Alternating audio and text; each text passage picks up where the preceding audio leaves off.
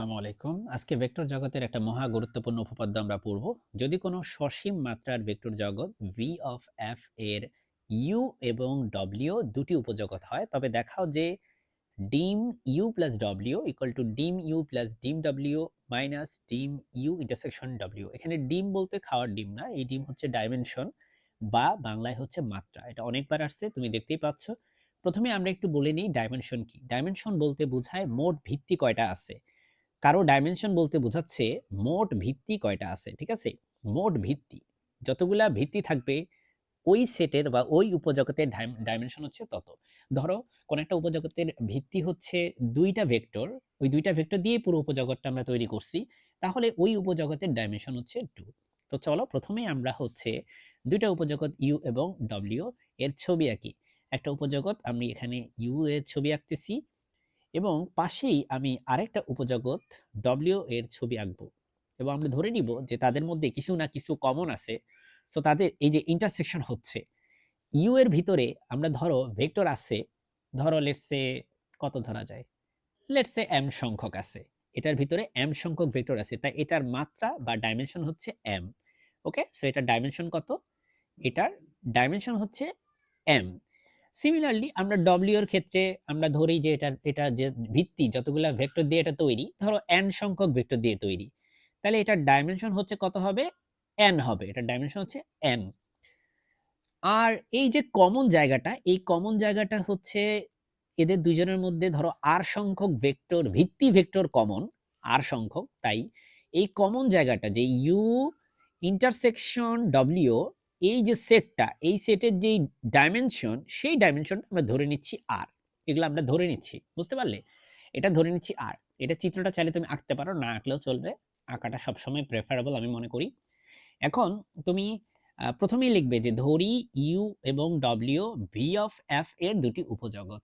তো দেখো আমি অলরেডি ধরে ফেলছি, মানে যেগুলো একটু আগে তোমাকে ব্যাখ্যা করলাম সেগুলো লিখছি, যে ধরি ইউ ও ডব্লিউ হচ্ছে ভিএফ এর দুটি উপজগৎ।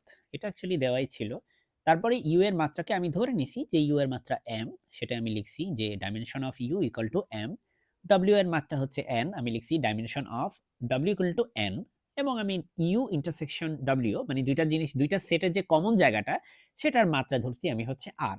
ওকে, সো এখন আমরা মাত্রা যেহেতু লিখে ফেলছি, এখন আমাদের ভিত্তিগুলা লেখার পালা। কারণ আমরা জানি যে মাত্রা যদি হয় m, তার মানে এখানে টোটাল ভিত্তি ভেক্টর আছে হচ্ছে m সংখ্যক। মাত্রা যদি হয় দুই, তার মানে সেখানে ভিত্তি ভেক্টর আছে দুইটা, এরকম আর কি। তো চলো আমরা ইউ যেই সেট আছে বা উপজগৎ আছে সেটার ক্ষেত্রে যতগুলা ভিত্তি ভেক্টর সেটা, এবং ডব্লিউ এর ক্ষেত্রে ভিত্তি ভেক্টর, এবং ইউ ইন্টারসেকশন ডব্লিউ এর ক্ষেত্রে ভিত্তি ভেক্টরগুলো আমরা লিখে ফেলি। তো ইউ ইন্টারসেকশন ডব্লিউ এ সেটের যে ভিত্তি, দেখো এখানে ভিত্তি যদি আর হয়, সরি ডাইমেনশন যদি আর হয়, তাহলে ভিত্তি কত হবে? ভিত্তি হবে, যেহেতু ইন্টারসেকশন, ধরো আমি আর ওয়ান একটা ভেক্টর এখানে আছে, একটা আর টু ভেক্টর আছে, আর থ্রি আছে, ডট ডট ডট ডট, সর্বোচ্চ আর, আচ্ছা এটাকে আমি বড় হাতের আর দিয়ে লিখি, তাহলে কনফিউশন কম হবে, বড় হাতের আর দিয়ে লিখলে ভালো হবে। ওকে, তো এরকম করে করে সর্বোচ্চ লাস্টে কে আছে? আর অফ আর। বুঝছো কিনা ব্যাপারটা? এখানে কয়টা ভেক্টর? একটা, দুইটা, তিনটা, চারটা, পাঁচটা, ছয়টা, সাতটা, আটটা করে করে আর সংখ্যক পরিমাণ ভেক্টর আছে।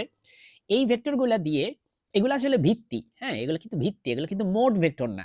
এইগুলা দিয়ে হচ্ছে তুমি এই পুরো যেই ইউ ইন্টারসেকশন ডব্লিউ যে উপজগৎটা বা সেটটা সেটা বানাইতে পারবা। সিমিলারলি আমরা বলবো যে সিমিলারলি আমরা বলতে পারি যে ইউ সেটের ক্ষেত্রে কি হবে? ভিত্তিগুলা কারা কারা? দেখো, যেহেতু ইউ ইন্টারসেকশন ডব্লিউটা কিভাবে তৈরি হয়েছে? ইউ সেট আর ডব্লিউ সেটের কমন জিনিস দিয়ে। আমরা জানি যে যেটা কমন থাকে সেটার তুলনায় মূল যে সেটটা, সে সেটটা বড় হয়। এই যে এটা কমন থাকে, এটার তুলনায় মাদার সেটগুলা কি, ইউ আর ডব্লিউ গুলা বড় হবে। তাহলে তুমি বলো যে এই ইন্টারসেকশন সেটের যে ডাইমেনশন, সেটার যে মান, সেই তুলনায় এম এর মান বা এন এর মান এগুলা বড় হবে, তাই না?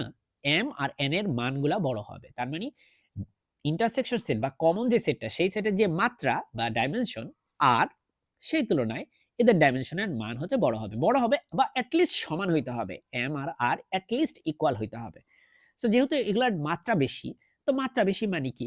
মাত্রা মানেই তো হচ্ছে আসলে ভিত্তি বেশি। তো এখানে ভিত্তি ভেক্টর বেশি, তাই না?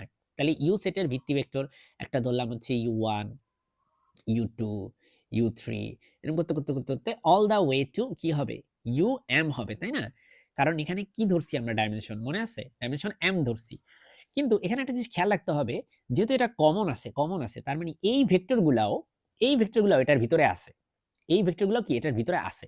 তাহলে আমি একটা কাজ করি, আমি আসলে জিনিসটাকে একটু সুন্দর করে লিখি। আমি প্রথমে আগে এই কমনগুলা লিখে ফেলি। r1 r2, হ্যাঁ, r3 dot dot dot dot dot r।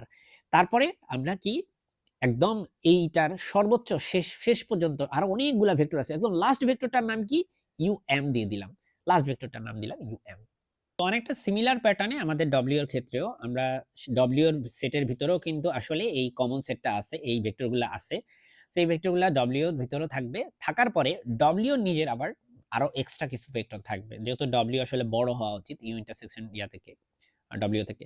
সুতরাং W সেটের ভিত্তিগুলো কেমন হবে? প্রথম কথা হচ্ছে কমন যেগুলো আছে সেগুলো লিখে ফেলি। R1 R2 R3 dot dot dot R এই পর্যন্ত লিখলাম। ফাইন। তো W এর ক্ষেত্রে আমরা আরো কিছু ভেক্টর এক্সট্রা ধরবো। তো লাস্ট ভেক্টরটা হচ্ছে WN হবে। কারণ W এর ভিত্তি কত? N। সো তুমি হয়তো এখানে আরো কিছু ভেক্টর পাবা W1 W2 এগুলা সব ভিত্তি ধরো, ঠিক আছে? বা এখানেও U1 U2 এরকম কিছু ভিত্তি ধরলাম। সো এখন হচ্ছে আশা করি এইটুকু বোঝা গেছে। এবার আমাদের নেক্সট কাজ হচ্ছে যে আসলে এখানে এটা যে এই যে U আর W এরা দুইজন আসলে পরস্পর অনির্ভরশীল দুইটা সেট। তো তুমি আমাকে বলতে পারো, স্যার এটা আপনি কেমনে বলতে পারেন যে পরস্পর এরা অনির্ভরশীল? এরা তো একজনের উপর একজন নির্ভরশীলও হতে পারে। কারণ হচ্ছে আমি শুরুতে কি চয়েস করছিলাম দেখো, U এর ভেক্টরগুলা যারা W এর ভেক্টরগুলা কি তারাই? এরা কি সবাই একই ভেক্টর? না। কিছু কমন আছে। এই যে এগুলা কমন আছে। কিন্তু বাকি যেগুলা এগুলা আনকমন। সো যেহেতু ২ টা সেট একটার সাথে আরেকটার ভেক্টরগুলা সম্পূর্ণ মানে অনেকটাই আলাদা। সো আমরা বলতে পারি যে তারা হচ্ছে পরস্পর অনির্ভরশীল। আর তোমাদেরকে আমি নির্ভরশীলতা অনির্ভরশীলতা পড়াইছি। এবং সেখানে আমরা দেখছি যে ২ টা সেট যদি অনির্ভরশীল হয় তাহলে চাইলে তাদেরকে যোগাশ্রয়ী সমাবেশ আকারে লেখা যায়। তার মানে এই কথাগুলো আমরা এখন লিখে নিব যে ২ টা সেট U এবং W হচ্ছে অনির্ভরশীল। সুতরাং এদেরকে আমরা যোগাশ্রয়ী সমাবেশ আকারে লিখবো। তার মানে যোগ করতে পারবো। U এর সাথে W কে যোগ করতে পারবো। তো আমি তুলে ফেলছি এই যে কথাটা তোমাদের সাথে তখন শেয়ার করলাম সেটাই আমি এখানে লিখছি আসলে আর কিছুই না।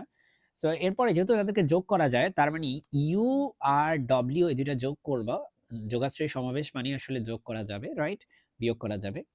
সো এখন U প্লাস W এর ভিত্তি সমূহ কারা, কারা? এদেরকে লিখে ফেলি। U প্লাস W এর ভিত্তিগুলা হচ্ছে আসলে U আর W যে ভেক্টর সেই সরি দুইটা যে উপজগৎ সেই উপজগতের যতগুলা ভিত্তি ভেক্টর আছে সেগুলাকে নিয়ে নিব এখন আমরা।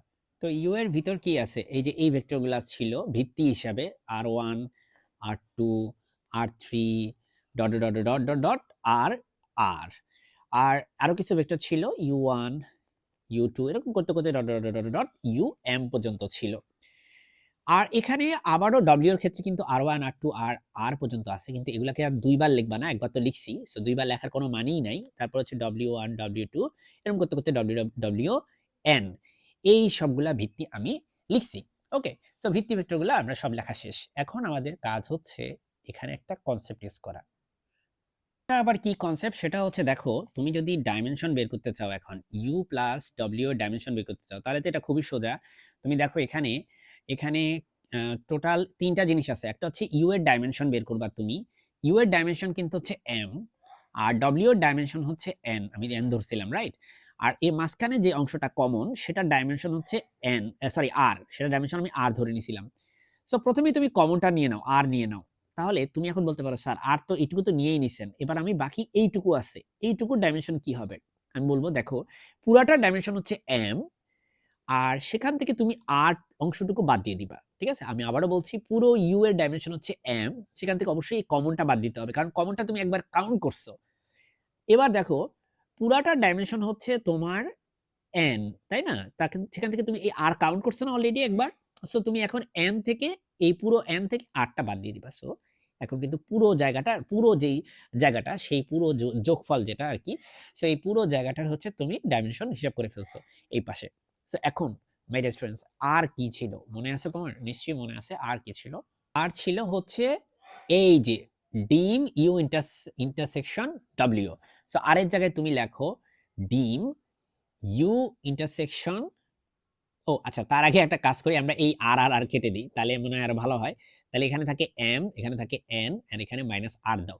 আচ্ছা, তাহলে M কি ছিল? M ছিল হচ্ছে তোমার ডিম U, এম ছিল হচ্ছে ডিম ইউ, আর এন ছিল হচ্ছে ডিম ডব্লিউ, এন ছিল হচ্ছে ডিম ডব্লিউ, আর আর ছিল হচ্ছে এই যে ডিম ইউ ইন্টারসেকশন ডব্লিউ, আর ছিল হচ্ছে ডিম ইউ ইন্টারসেকশন ডব্লিউ। ওকে, আর বাম পাশে ছিল হচ্ছে ডিম ইউ প্লাস ডব্লিউ। এই হচ্ছে আমাদের মোটামুটি ইউ প্লাস ডব্লিউ বলতে আসলে ইউনিয়ন সেটই আসলে এখানে। সো এই হচ্ছে আমাদের প্রমাণ। আশা করি বুঝতে পেরেছো। আসসালামু আলাইকুম।